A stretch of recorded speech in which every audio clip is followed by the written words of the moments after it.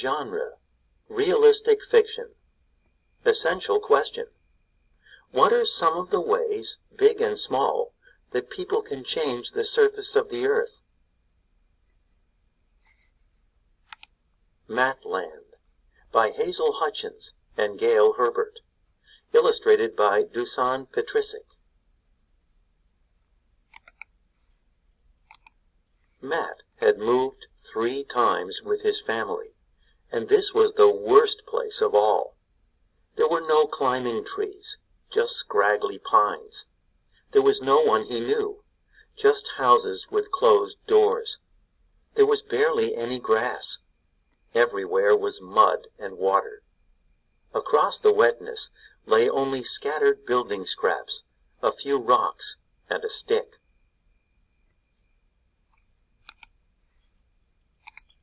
Matt picked up the stick.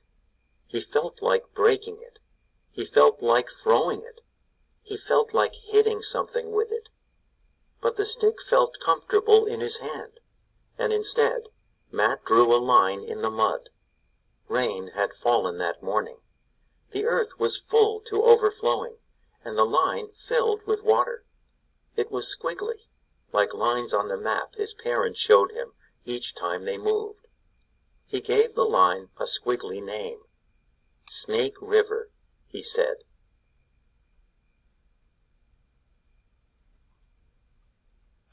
He connected the line to a puddle. The puddle was rounded in the middle and bumpy at the ends. Turtle Lake, said Matt.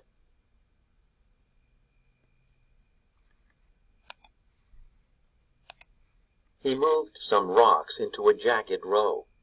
He could have named them the Rockies, like the real mountains, but he didn't. These peaks needed a name of their own. Dogtooth Mountains, he said. A huge puddle became the far-off ocean. A great flat area, where tufts of grass were trying to push upwards, became the buffalo grasslands. In between was a clump of earth that Matt smoothed into a round hill. He stood on Old Baldy and looked down. Mattland, he said.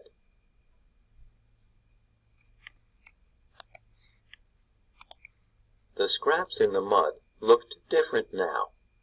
Matt gathered them into a pile. He used a block of wood to smooth a winding ribbon down from the mountains. Far from home road, said Matt. Sticks became a farmhouse, a piece of tin, a barn. Fuzzy seeds became sheep in the pasture.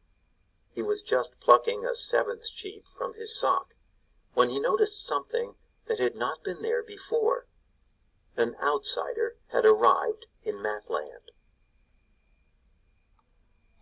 She had not been invited.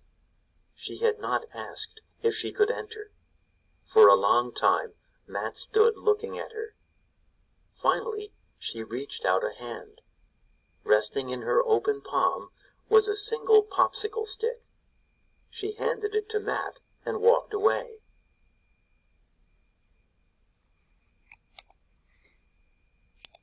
The stick became fence posts for Burberry Farm.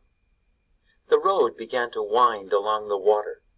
Animal tracks appeared where deer came to drink. Here and there a hill was born. Culverts were needed to cross small streams. At Snake River, something larger was needed. Split Shingle Bridge was even better than he'd planned. Soon, tiny houses, stores, and a factory appeared along the shore. And the outsider was back with 4 pine cones and an empty berry container. Matt had been hoping Turtle Lake would have a baseball diamond on which to play. Behind the park, he planted prickly trees. The leftover bits made an interesting pattern on the earth, and soon the Pine Needle Railway line raced across the flats.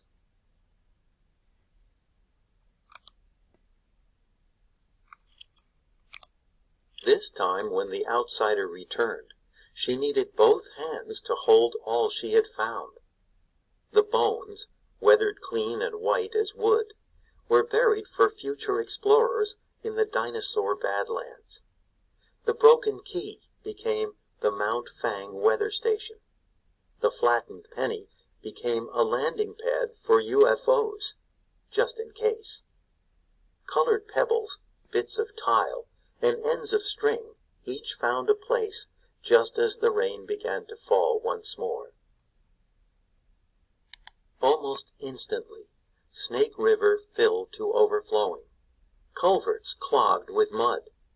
A surge of water threatened the bridge. Matt and the outsider rushed to save things, but all was about to be lost, when suddenly